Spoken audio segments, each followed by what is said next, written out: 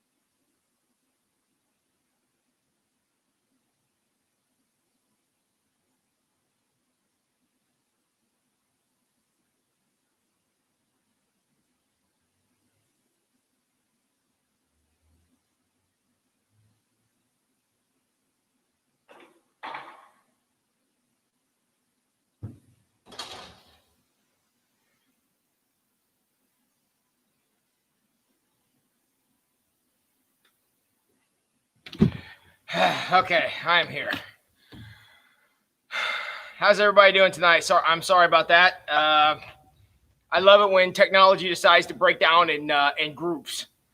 So everyone is quiet. Why weren't you talking? Isn't that what I told you to do? All right, because I'm running way late, I'm gonna skip all my normal formalities here. Welcome everybody. Super glad you're all here.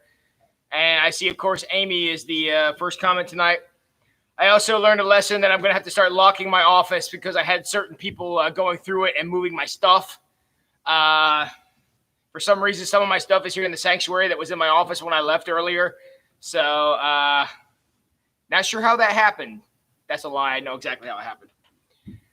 All right, cool. All right. Okay, everybody's here. It was not Ghost. All right, we are starting on chapter number 5 tonight. When you believe in God but don't think He's fair. And I talked last 2 nights on the section of prayer. Talked about how I didn't feel like how I wasn't real thrilled with the chapter because I didn't agree with parts of it. However, I got to say this chapter. Craig and I were dead on together. I thought this chapter was excellent. So I'll be interested to see how the discussion goes, since I don't feel like I have as much to fight with in this chapter as I did in the last one. So we'll have to see how that one goes. So, all right. So all that stuff you guys were supposed to be talking about. Chair fixed here. All right. Preliminary thoughts about the chapter. Jump in the chat. Tell me what you think about the chapter. It's a pretty deep topic. When you believe in God but don't think He's fair. Interesting thing, a difference I saw between this chapter and last chapter is the last chapter was when you believe in God but not in prayer, something like that. The problems with prayer. Craig's response was, well, you should believe in prayer because prayer works, and he talked a lot about that, and I made my my feelings about that pretty clear. Is this not working? Is anybody? Why is no one talking? Where are you guys all at tonight? And essentially his whole thing was, Well, you should believe in prayer because prayer works, and here's all the stuff and all this things, and I kind of took issue with some of that. Tonight, it's interesting that he says when you believe in God, but doesn't think he's but don't think he's fair. Well, his conclusion tonight is, well, you're right.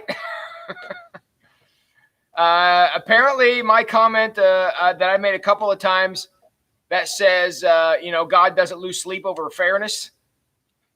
Craig apparently agrees with that. So it's interesting. It's going to be interesting tonight where it seems like the premise from last night was that prayer doesn't work. And that's kind of where you're at. Where tonight he's like, well, if you don't think he's fair, well, you're right. Fairness ain't a thing for God. Which some of you may have trouble with that. Because I'll be honest with you, I kind of like some things that are fair, but other things, probably not so much. But all right. Okay, before we jump into this chapter, I have one more off-the-wall observation I need to make. That sign right there, are the letters on that sign forwards or backwards on your screen? Are the letters on that sign forwards or backwards? I'm sorry I have to ask these questions, but I have no way to know what you're seeing. I want to know, are these letters forwards or backwards?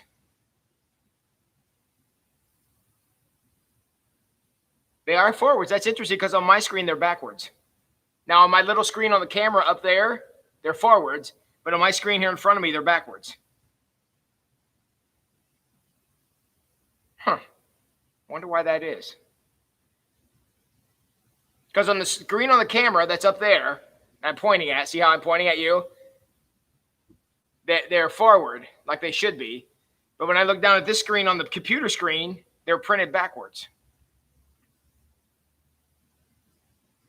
I don't know. That's just nothing to mess with my head. So this is why I don't sleep at night, because I worry about things like this. So, okay. No, I'm pretty sure it's not an obstacle illusion, Sherry, because it really is backwards. It says Mit Rotsap.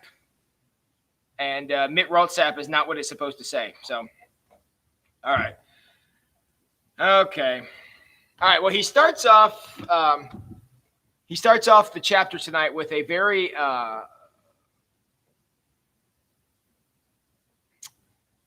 hard story. I know I'm funny and I laugh and we laugh a lot in here and stuff, but his opening story here is a heartbreaking one.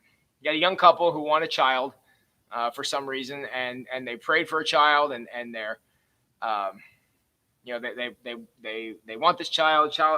After a couple of bad experiences with that, they finally have a child, and then the child passes away in 48 hours. And, as a pastor, we've all walked in on that situation, and a number of you may have been a part of a situation like that too. And that's hard. That's hard because everybody has questions. However, not that I'm taking a single thing away from these parents, I got to give massive amounts of respect to the mom in this story who had the guts to say out loud what most people, even in this situation, don't have the guts to say. Where she looked him right in the eye and said, "Don't you tell me this is a part of a plan." Amen to that. Amen to that. I have seen so many people. I mean, even, I don't want to belittle anybody or one of you who may have said that at some point. And if it's comforting to you to say God has a plan and that's why awful things happen, fine. But let me tell you something. It's really, really hard to believe in a God of grace and mercy and love and forgiveness who kills people as a part of his plan, intentionally kills young people and babies as a part of his plan. If that's comforting to you, if that's something that means something to you, then God bless you. I can't. I can't. So, because I'm where she's at. And I loved Craig's take on this. And the reason I love this is because it's exactly what I have told you guys time and time again, is God does have a plan, but that doesn't mean that every single thing that happens is a part of it. Joyce Koenig, the starter of the party here, that is true. Cliches are not helpful. She said clicks, but I think she means cliches. Cliches are not helpful. Don't use them.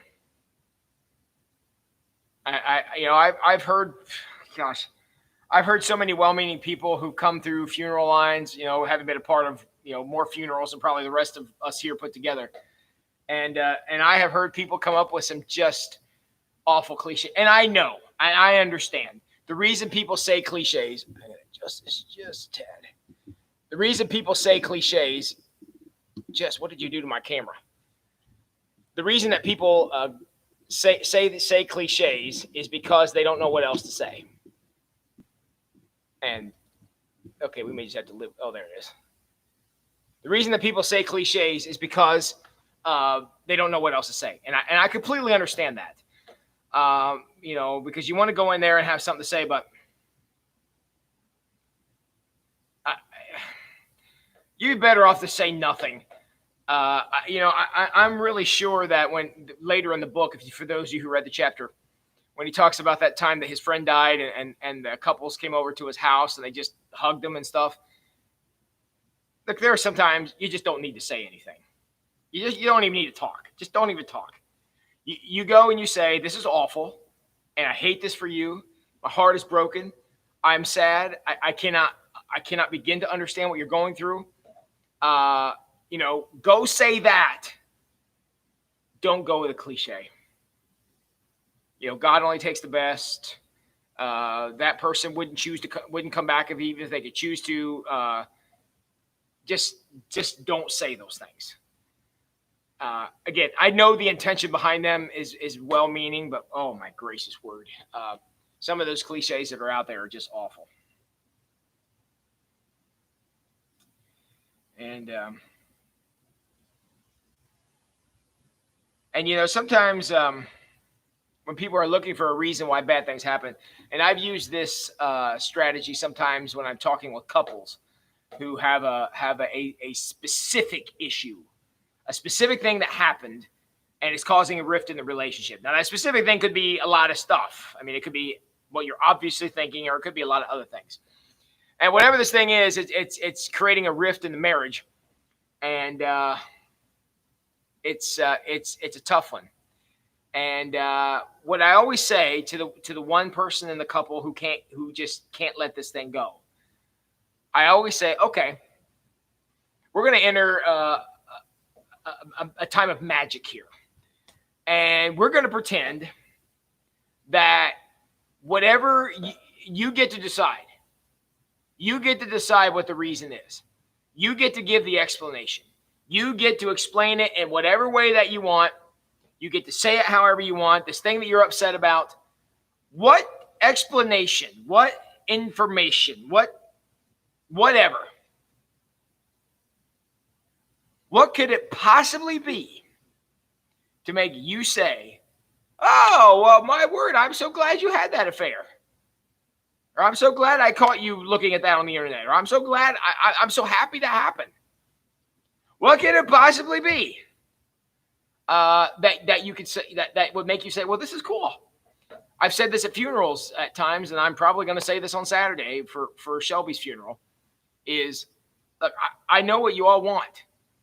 You want me, as the paid professional here, to say something, to do something, to interpret something, to help you think about this in a different way, so that you go, oh, I totally get why this happened. Oh, my word, I completely understand it. That explanation does not exist.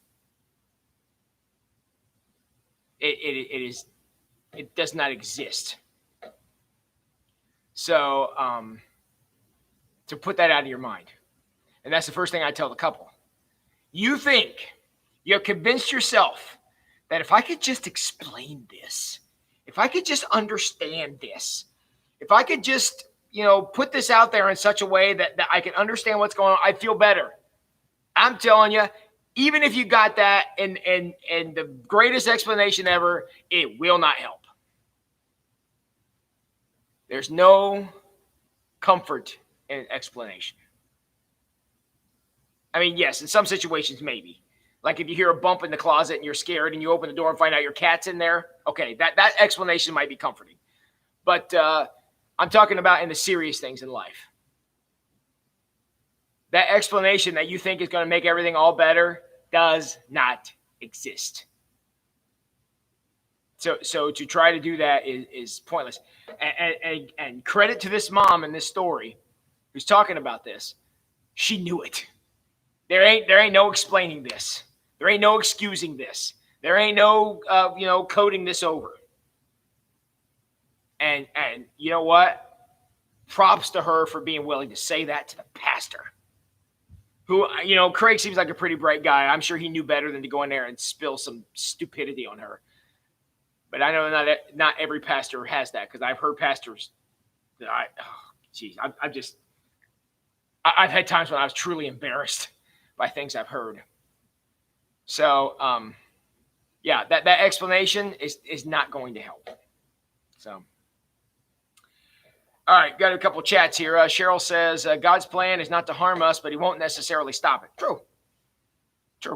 But it's not God's plan. And I'm agreeing with you. That's exactly what it is. And for us to think that it is assigns cruelty to God. And I refuse to do that. Jess says, I promised I touched nothing. Oh, on the camera. Yes, I know, Jess. I actually adjusted it before I gave it to you.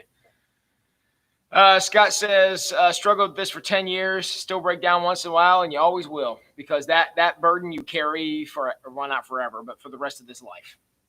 And, losing children like that is really, really, really bad. And for those who've been there, it's tough. Jess says, love that this chapter is being covered as our community is hurting. That's what an awesome God we serve. Lots of growing in this chapter. Yeah, gee, what a coincidence. It's amazing that way, isn't it? Like Job's friends who just came and sat with him. Yes, that is exactly like Job's friends. Eliphaz, Bildad, and Zophar, and eventually Elihu just wanted to explain this. Job, if we could just explain why your life turned to crap, you'd feel better. And Job was like, I don't think that's accurate. I'm pretty mad, and I don't know what exact explanation for taking my children and my everything, all my earthly possessions and my health. I can't imagine what that would be. And remember, as I've said many times, God said Job was right, so we can't ever forget that. Thank you, Val Cisco, Anna Kay. People go through the earth. If I would have.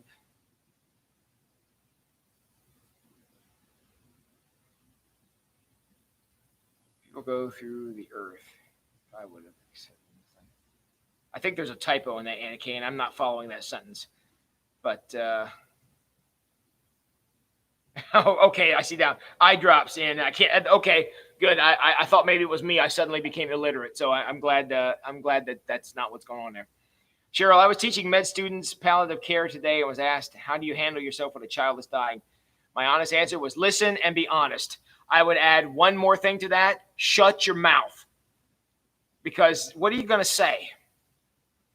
Too many times professionals like doctors and pastors, Cheryl, like people like us, and I know you don't do this and I don't either, think that we got to go in there and be the mouthpiece of God. Nope. I gave up. And early in my career, I was very fixated on being God's salaried defender. I don't feel that anymore. If you're mad at God, I ain't going to try to talk you out of it. No, I feel no motivation to try to invalidate your feelings to make you feel better. I think that's the dumbest approach possible. If you want to be mad at God, the God I believe in is big enough to take it. So just listen. And yeah, Cheryl, I see you got there. Yeah, just listen. Because if you try to explain away somebody's feelings too quickly, here's what you're saying. You're wrong. So let me show you where you're incorrect, so that in your correctness, you'll feel better. I'd like for you to name for me one scenario where that works. Just one. Just somebody come up with one where that works. I cannot think of a single one. So I have no belief that any kind of comfort comes from a sentence that starts with "you're wrong." Let me tell you why. If your goal is to educate somebody or to point out an error or help them grow, yes, you may have to have the conversation that starts out with "you're wrong." But if you just want to comfort somebody, that is not where you start. So, very good. Scott agrees with Cheryl, as I do too. And okay, very good. All right.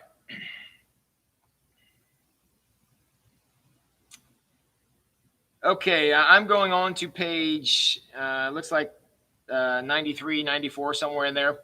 I'm in the paragraph that starts with people often say life isn't fair. I'm in that paragraph. I'm going down to the last sentence of that paragraph. And this is what the sentence says. If God's fair, okay, that's the if statement. If God is fair, here's the question. Why doesn't he do something about all the injustices in the world? I mean, let's use the most obvious example in the world. I think if you ask me to list out the most evil thing a person can do. Now, I know in God's eyes, sin is sin, so I'm not trying to say that. But if you say, from my perspective, you say, okay, Tim, just Tim, not Pastor Tim, just Tim. What is the most evil thing you think somebody can do? I don't know that there's any way to argue with the most evil thing that people do is this sin called human trafficking. To me, I think that is the most heinous, awful, despicable, worthy of going to hell thing anybody could ever do. If I would never advocate vigilantism.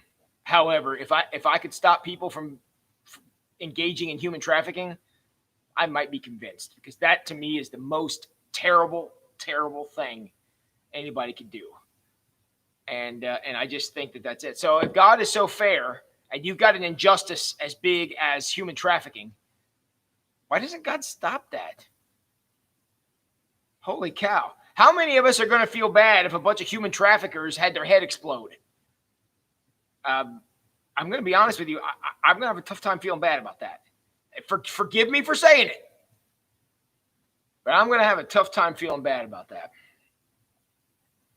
And maybe that's, some unforgiveness in my heart, but that's kind of where I am with it. So, okay, so all this injustice going around, I gave you one example. We could cite 1,000 others. There's plenty of examples out there of things that are not fair.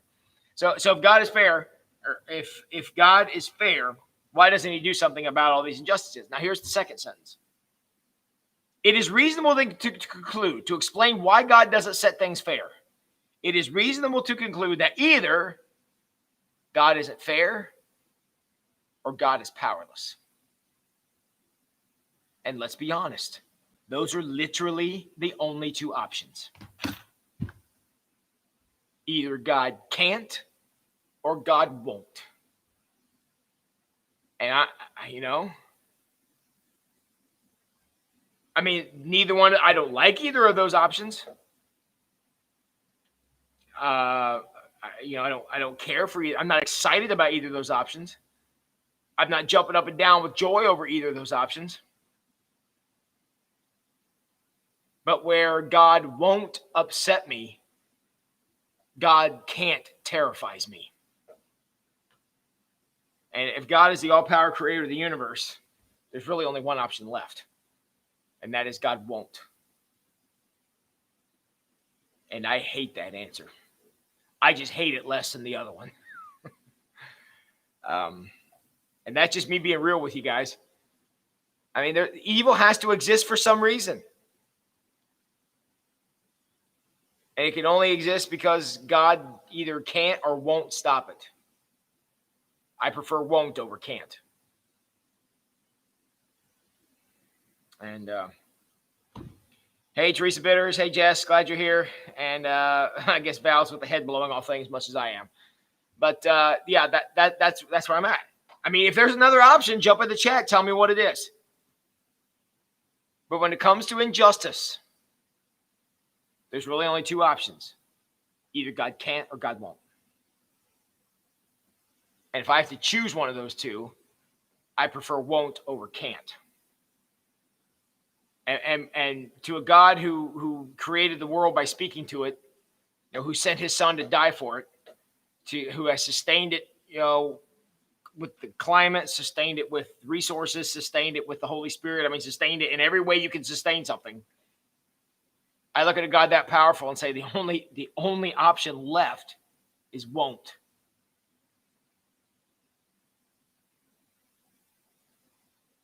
And that's hard.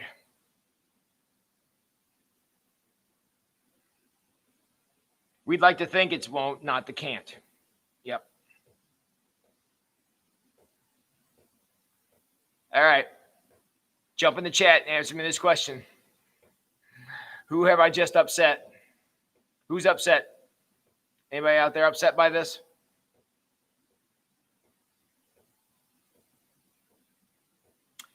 We live in a fallen world because of our sin, correct? According to the Bible, this is what we chose. We chose to limit God by not trusting him. Therefore, we created a world where God has to restrain himself. That's what the whole the incident with the apple was all about. And every one of the gazillion sins since then has been evidence of the fact that we continue to choose a world where we put God in the position where he won't. That's where we are. This is a downer. So talk to me. Talk to me, people. Tell me what you're feeling about that. I mean, we're living that in this community right now as we sit here and speak. 3 days from now, we're going to put people in the sanctuary and we're going to roll a casket down this aisle. I'm freaking mad about that. I don't like it. And I'm not going to go over, all the details of what happened, but the accident literally should not have happened. It was a literally freak accident. No one was even cited in it because it was such a bizarre thing. So there's no blame. It's technically it's been ruled an act of God.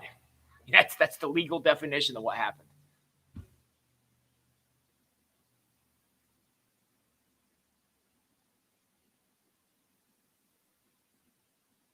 So back to the title of this chapter is, what do you do when you believe in God? What do you do when you believe in God but don't think he's fair? Well, first of all, that's being real, because fairness is an illusion. There is no such thing as fair. And again, I'm not making a political statement, but this is where our government gets in trouble. They want everything to be fair for every person. And they, in this pursuit of fairness, create the most inequality on the face of the earth, because you cannot create fairness.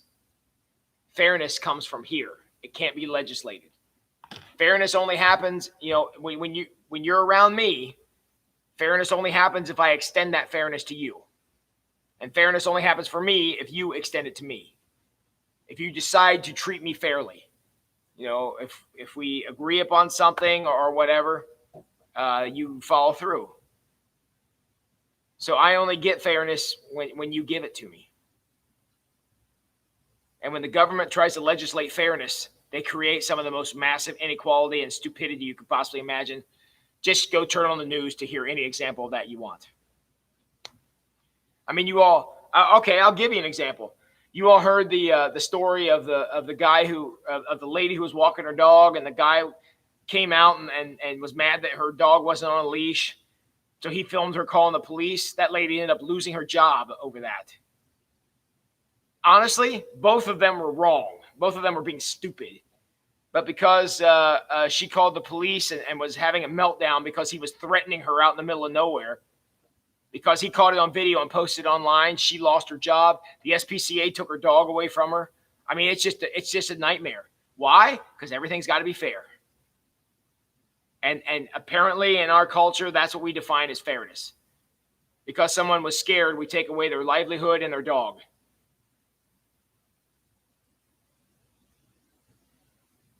That's not fair. Okay. I'm missing lots of. It's hard for me to watch the chat because I got to watch two screens here. Yes, we do have to live with the consequences, Cheryl, but we do have rescue through Christ. Again, Jesus also not being fair, but that goes the other way, so we don't worry so much about that one. Yeah, Val. Yeah, we're all upset. Trust me. Scott, you can't have the good without the bad. It's called free will. God can but won't. Yep, that's the free will we've chosen. Much as a parent gives out tough love, I'd like to think that sometimes that's what happens, although the person's affected may not have even done anything wrong. I think it goes to the fact that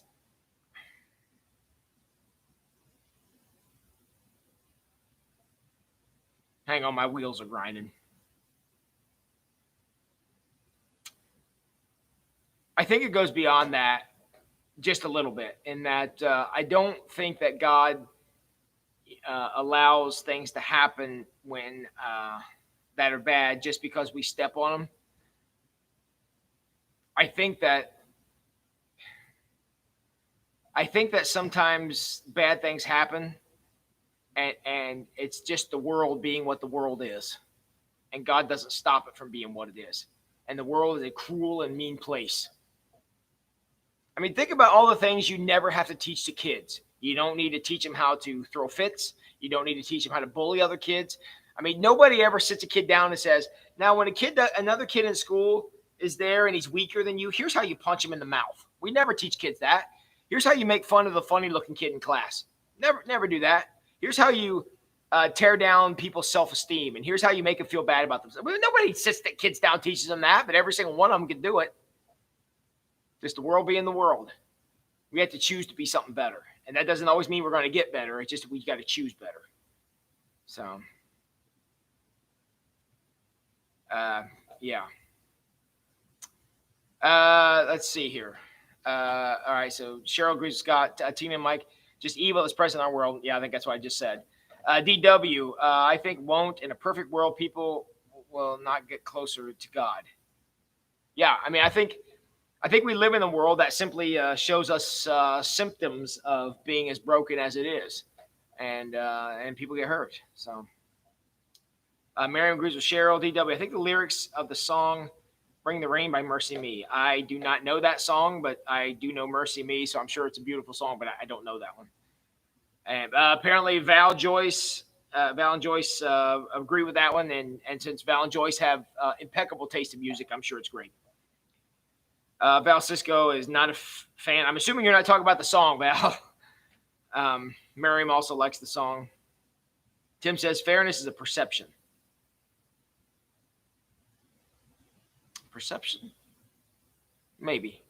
God is an infinite being watching over a universe with 2 trillion galaxies and perceives existence and fairness in an infinite way that we as finite beings cannot understand. I mean, I can't dispute that. That's absolutely true. However, that doesn't mean that when bad things happen, it doesn't hurt any less, and it doesn't make God seem any warmer or more fuzzy. You know, it still makes God seem awfully cold to a God whose core value is love. That just seems to be contrary. And but I certainly get what you're saying, Tim. Anna Kay says, I believe God is a loving God. So if you say God can't do something, it makes him sound like he's not loving. I believe God won't in a situation. Okay, so you're in with the God won't too. So yeah, that's kind of what we're left with. 2 bad options. We got to pick the least bad one, and that's never a fun place to be. Tim said he thought he heard some grinding. That was my wheels grinding away.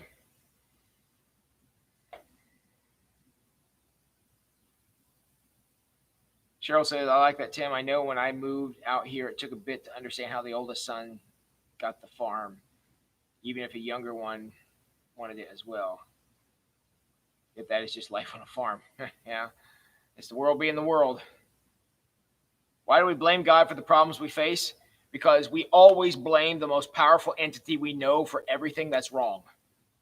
No matter what's wrong, we blame the most powerful person we know for what's wrong. Why do you think the president catches as much flack as he do? Yes, he mouths off on Twitter way too much, but he catches all the blame because he's the most powerful person we know. In this church, I've got people breathing down my neck to try to get things back open. I got other people saying, why don't I care about making people sick? And how can I even think about reopening and what's going on? And why? Because it falls on me because I'm the most powerful person in this situation, which is a laughing joke, but that's the idea. We always want to blame the most powerful person we know for whatever's wrong because in our perception, they could have stopped it. That's why nobody wants to be in leadership anymore. Nobody wants to coach teams. Nobody wants to be teachers. Nobody wants to be in charge of anything because the number one thing that's going to happen when you get responsibility is you're going to get blamed for everything. Trust me, as somebody who has eventually led every single thing I've ever joined in my life, because I can't not do something that needs done. Everybody loves it when you're willing to take on the responsibility, and they will immediately blame you for everything. And that's why God catches it, because literally he's at the top of every chart. So that's why God, being the most powerful entity we know, says that that's why he gets blamed as often as he does. So DW agrees with Tim. Fairness is a perception. The winner writes history. Yes. Fairness is a perception. I guess if you look at it that way, I would agree with that. So Mike and Tina also agree with you, Tim. We could never make everyone happy. No truer statement has ever been spoken, Val. Sherry, that emoji, is that emoji sleeping or crying? I can't tell. I'm not sure which one of those I want. So DW, the manager of Kroger, says he knows the feeling. That's true. I'm sure even more than anybody else in this chat, DW understands that very much so. Wouldn't it be easier to blame Adam and Eve? No, it wouldn't be. And the reason it wouldn't be easier to blame them is because they have no power to fix it now. They may be the prime mover of the problem, but they're now long gone and not able to do anything. God is still active. God is still king. God is still on top of every food chain there is. And as the most powerful person in the room, he also is the one with the most responsibility, so to speak. And that's why he catches blame, because it's our human nature to blame the person that is the most powerful, because they are the ones that we believe are ultimately responsible. And that therein lies the problem, especially in this situation where everybody wants to be. I mean, I'll use myself as an example. Literally everybody is upset with me either for considering opening or not being open. Why? Because there's nothing I can do. There is no right answer. I'm getting pulled in so many different directions. There are some people who are saying, I mean, this COVID-19 is deadly and it's out there, and other people saying, yeah, but how many people in All-Glaze County even have it? And I'm like, yeah, you're both right. So everybody's right. So now what do I do now? And it's not as cut, when it's not as cut and dried as it looks like when you have no responsibility. The decisions are very easy. It's like everybody who watches a football game. Everybody and their brother knows what that stupid coach should have done, except the coach. Why? Because I can sit in my armchair at home and watch the game, and I can say, well, they should have done this, and I have no skin in the game. Because if the coach does something different than what I say and wins the game, I'm going to forget I even said it. So that's where that comes from. And that's right, Tina. Mike, no matter what you decide, you're always wrong to somebody. Good question, Parker. Christina, I think we need to be reminded that we're supposed to respect our leaders and pray for our leaders. Nowhere in there does it say only when you agree with them. Man, I'd like to have that printed on a T-shirt, actually, because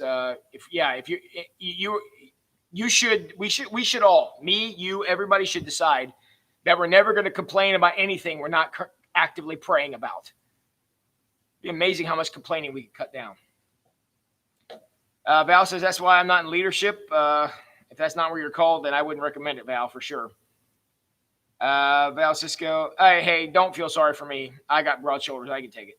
And this is why Joyce prays for me. And I pray for you, Joyce, because I need more party in my life. So that's cool. So, all right.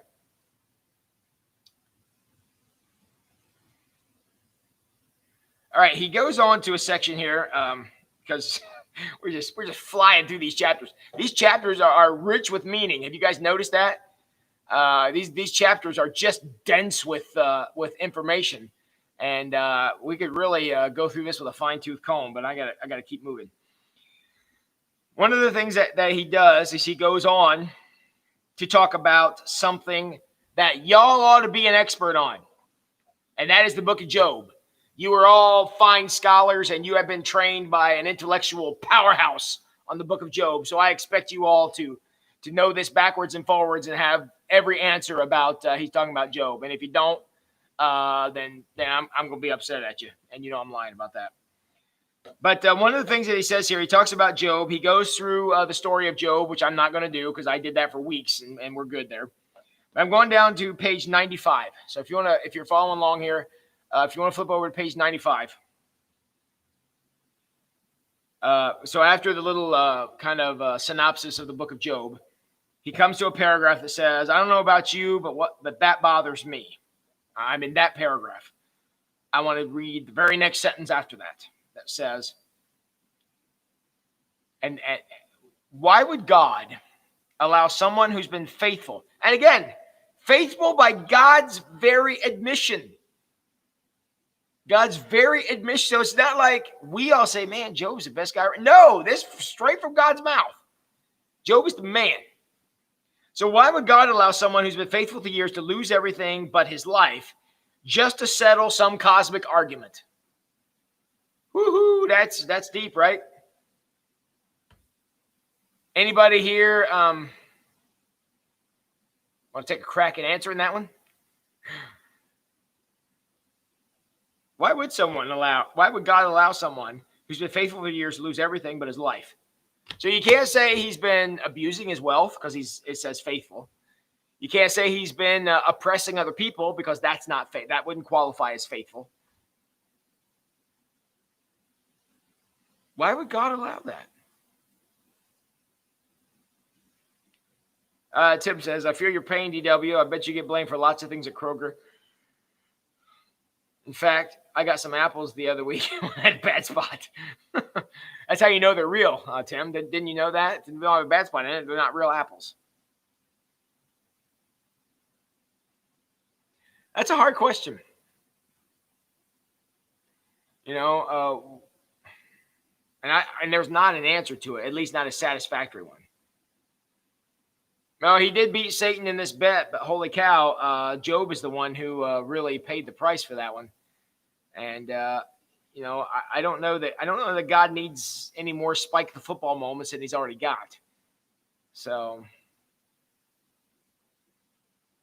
just seems like a strange reward to give to a faithful person. And I've always said, I sure hope that God never says, have you considered my servant Tim? I hope God never, ever says that. I don't ever want to be considered. So, and now Job, well, obviously Job is one of multiple examples in the Bible of people who were faithful and had a tough time. He goes on to list a few. I'm flipping over to page 96. He talks about John the Baptist. John the Baptist, who was one of Jesus's most ardent followers, was also his cousin. Was pretty normal in every way except for his diet and wardrobe, which was camel hair and locusts. Pass. Yeah, no thanks. Everything was going well for John. He was doing exactly what he was supposed to do. He was the forerunner for Christ. He paved the way, blah, blah, blah, yada, yada. And in repayment for John's faithfulness, due to the request of Herod's daughter, and one of truly the most bizarre chapters in the Bible, John loses his head because of a dance the stepdaughter did. I mean, that's not really taking care of your people. Jesus himself, I mean, really, Garden of Gethsemane, you know, God, can we find some other way? God's like, nope, I don't think so. You know, so you got Job. I mean, that's just three right off the top of the head here. Job, John the Baptist, and Jesus. I mean, of the 12 disciples, only one of them died of natural causes, and that was John, who died on the island of Patmos. So he died in exile. At least he got to die of natural causes. The rest of them were murdered or martyred, depending on how you want to look at it. And the only one that died of natural causes died in exile. So, I mean, it's tough. Cheryl says there are lots of things in the Bible I find hard to understand. I have a seminary degree, and I've been doing this. I've been studying the Bible in depth for 25 years. I've been reading the Bible. I've been reading books about the Bible. I've been studying and learning, and there's still some stuff in there I have a hard time with. So let's go on here to 96. Page 96, there's a long paragraph here that starts with, why doesn't God seem fair? I'm going down to the next to the last sentence in that longer paragraph. That sentence says, and this is kind of going back to where we started tonight. Maybe you've been looking for a reason behind your suffering, and it's beginning to take a toll on your faith. Friends, again, I'm going back to where I started here tonight. If God gave me wisdom and gave me discernment and filled my head and my mouth with the words of the Holy Spirit, with all power and authority, and you came to me and I said, by God's grace, here's why this awful thing happened, whatever that awful thing was. Here is the reason why this took place. And I gave you the reason. True or false, you will automatically feel better. Get in the comments, true or false. If God opened my mouth with the wisdom of the Holy Spirit and I could speak directly into your situation and tell you why this thing happened, and I could give you in great detail all the parameters, all the variables, all the stuff, true or false, that explanation would make you feel better. I got a bunch of right answers popping up here. Get in the comments. I want you to write it because, see, a lot of you still believe that would help. I need you to know it won't. So you get in the comments right now and you write the word false or no or nope or no. Give me a negative because it would not help. So what I'm saying is everything you're sacrificing to try to explain this thing that happened, you're chasing the wind. It's not going to help, at least not in the way you think it will. You know, we know it's all cool to be this kind of brooding hero and I'm going to do all this stuff and I got to find the meaning behind this. It won't help.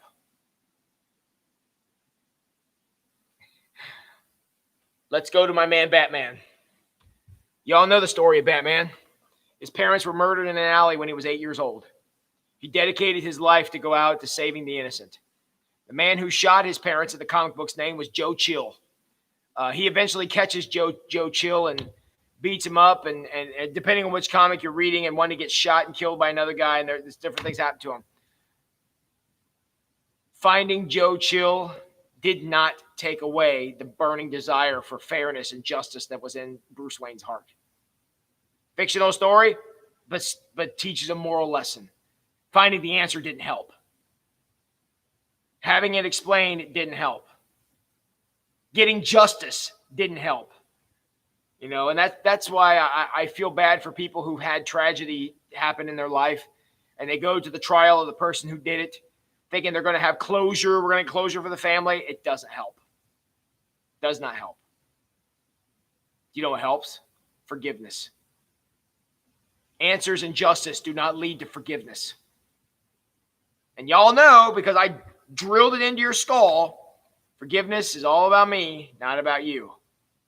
Forgiveness is the fact that I'm not going to allow the evil that you did to me stop me from being the good person God wants me to be.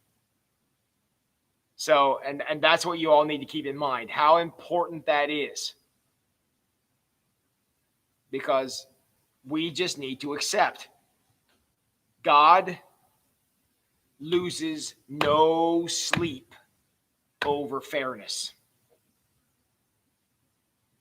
Fairness is not God's core value. Clearly, if fairness was God's core value, then you're going to have to explain the Jesus event to me, because there was nothing fair that happened there. What would have been fair is that we all rotted in hell. That's what would have been fair. God said, nope, fairness ain't working for me. And if fairness goes off the scale in one direction, it can also go off the scale in the other. We like fairness when it goes in we like lack of fairness when it goes in our favor. I mean, who's not in favor of that?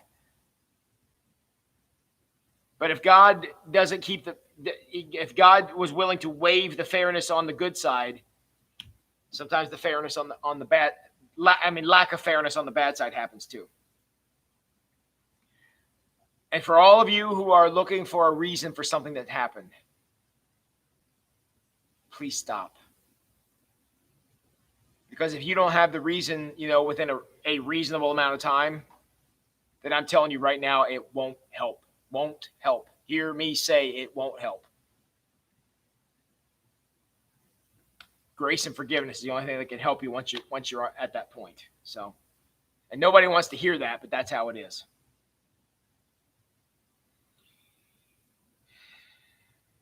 Okay, now we're in the section here entitled Present in the Pain.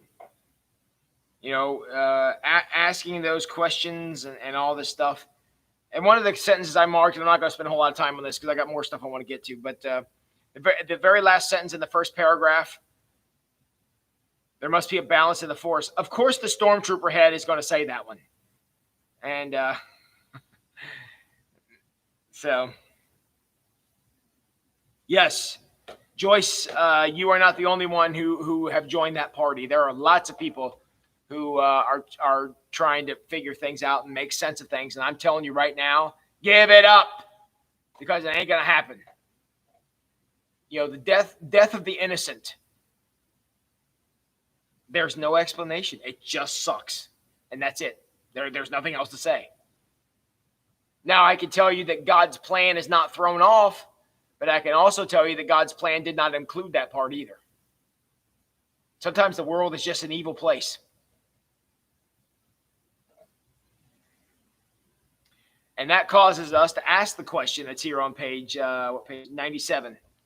The last sentence of the first paragraph says, God understands when we ask these questions. Think about Job. Job spent like 30 chapters just cursing the day he was born and hating himself and hating his life and wishing he would die and all this stuff. God turns around and says, that guy was right. Look, you don't have to sugarcoat it. If you're displeased with what's happened, tell God. Because to either pretend that some explanation is going to make it better or to pretend that you can just ignore it, both of those are lies. That's what Satan does. And that, by definition, makes it wrong. So, don't be afraid to ask God questions, because he has no problem with that. Now, from there, he goes on to a little story. He alludes to a story. He says he'll come back and explain later, so I assume that he will. Talking about the time when his daughter was injured and he forgot her name. So we'll get to that in a later chapter when he comes back to it.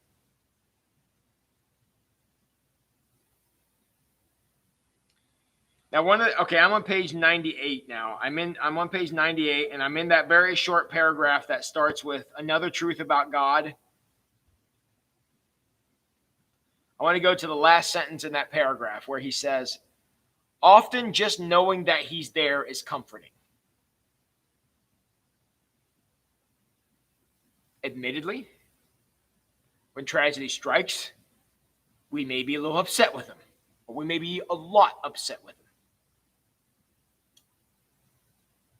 And another lie that Satan likes to tell us around this issue, and this is a lie that Job's friends articulated very eloquently yet very incorrectly, is that the presence of suffering, the presence of bad things, the presence of life falling apart, when that's happening, that is a symptom of God being absent, God being away from you.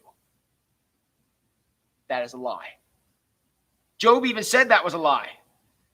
And that's what he wanted to say. Friends, that is a dangerous lie. And the reason that is so dangerous is because Satan is telling you that lie at a very vulnerable point. When you're standing in a funeral home or you're standing in a hospital and it's just, or maybe you're laying in the hospital and things are really falling apart, and Satan comes along and says, gee, look what happened. God must be taking the day off. You start to believe that, and suddenly you end up being very, very, very alone.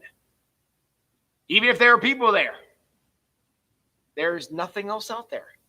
Because clearly this awful thing that happened is indication that God is not present. That is a lie. And the times in your life that you're going to need to call that lie the most is when you hear it the loudest. So keep that in mind.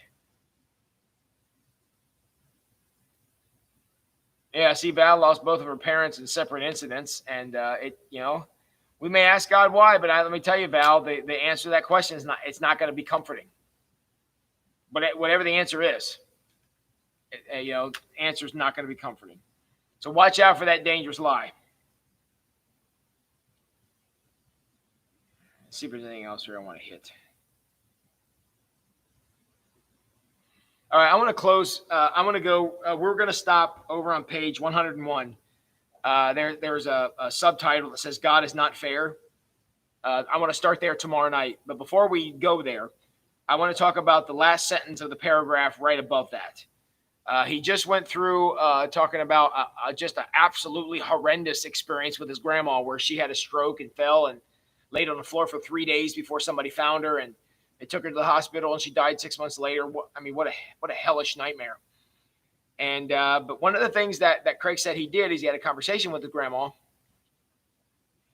and he asked her, I think the question probably any of us would have asked, what were you thinking while you were laying there all that time? And she said, I never felt closer to God in my whole life than when I was in pain.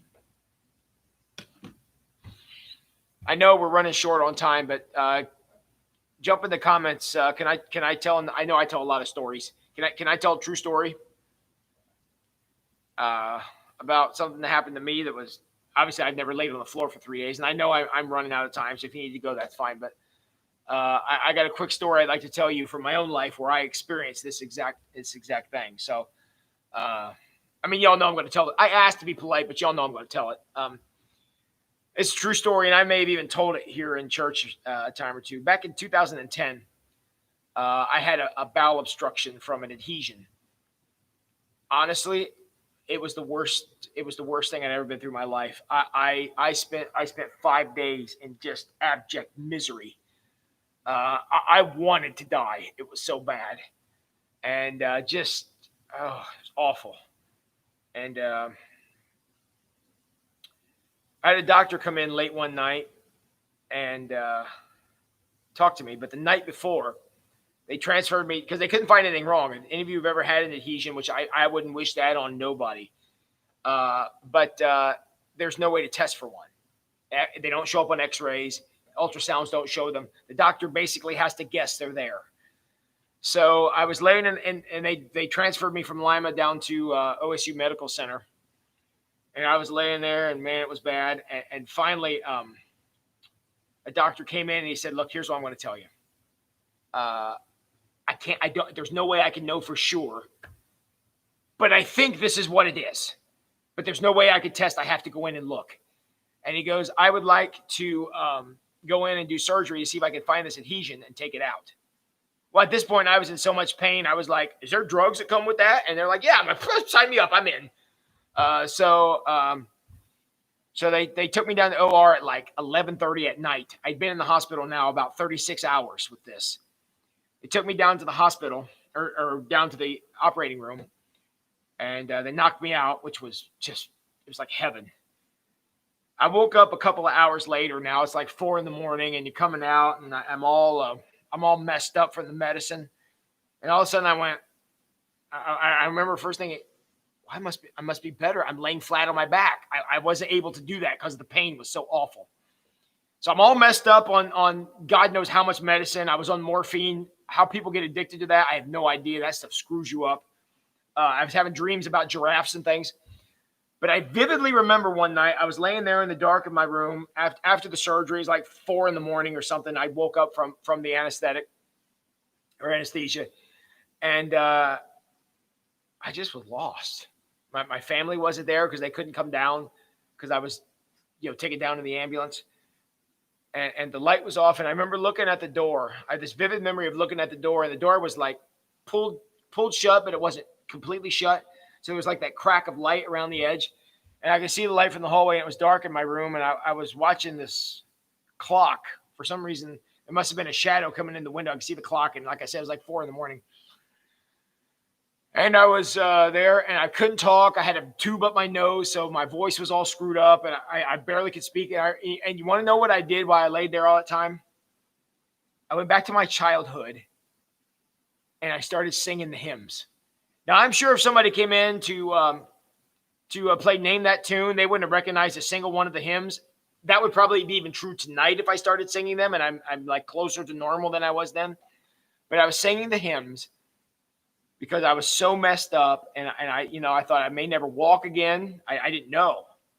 I didn't even know if they'd fixed anything because nobody come in. I mean, they may have come in to explain it to me, but I was too messed up to know what they were talking about.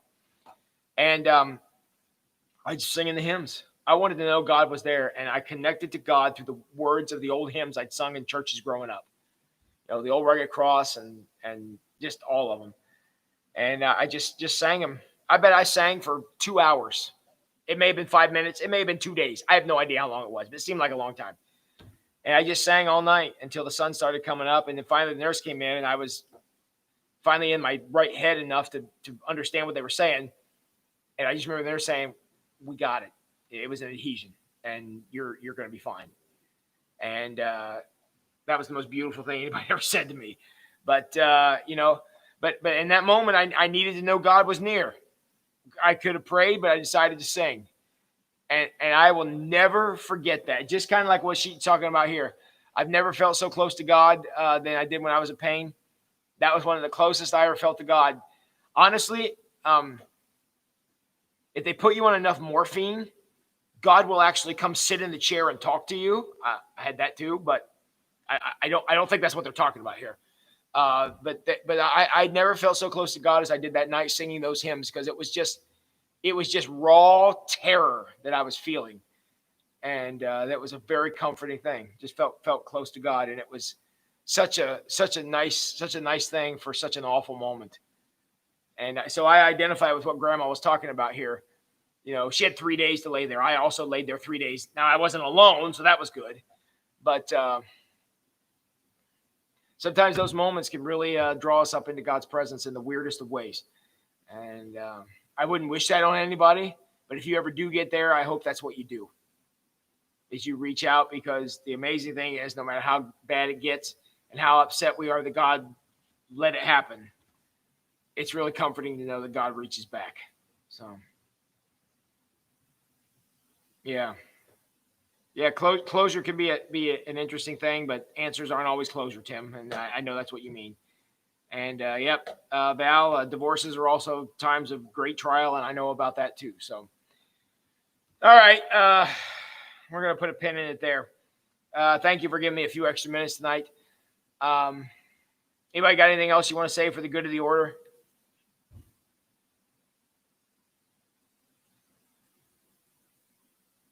Anybody got anything you want to say? Tomorrow night we will start with page 101. We'll start with God is not fair.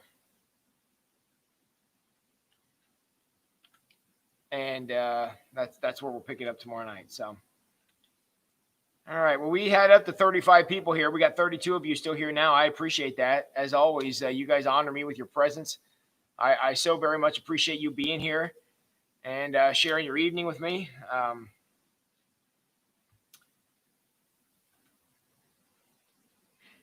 You guys must be taking it all in tonight. Well, all right, guys. I love you all very much. Thank you for spending your evening with me. I'm just honored that you all come out to be a part of this here. I hope you're enjoying this study. I hope you're getting something out of it. And I hope you'll come back tomorrow night and we'll finish up this chapter. So everybody have a great night. Y'all know what you need to go do now. Go wash them hands.